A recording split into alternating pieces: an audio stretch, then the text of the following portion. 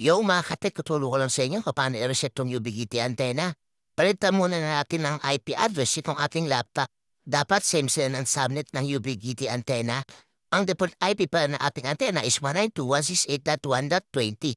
Tapos na tayo ng command prompt, then ping natin yung IP address ng antenna. Pag na-ping natin yung IP address ni antenna, ibig sabihin na reset na natin.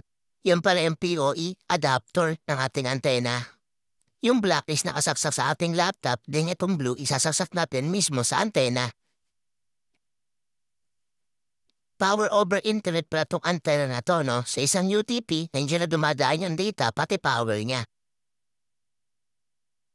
Dito makikita nyo na hindi pa natin napipin yung antena. Ang gagawin natin dyan, umpisa na natin i-reset gamit itong twisted fur na UTP. May makikita kayo ditong butas mga katek yung tinuturo ko.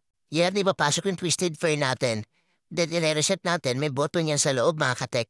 Hold nyo lang siya ng 30 seconds mga katek or pwede nyo tignan yung command prompt kung napipin nyo na yung default IP ni antena.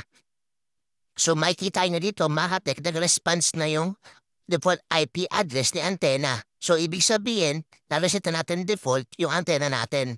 Bumalik na siya sa default IP niya na 192.168.1.20. Makikita nyo dito mga katek, pinag-connect ko rin mga antena natin, no? Para ikakabit na lang ng mga technical natin mga katek. So yung parang LBE natin na 2 piraso.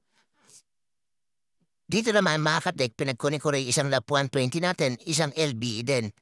So maraming salamat mga katek, sana natulong tong short video na to sa inyo.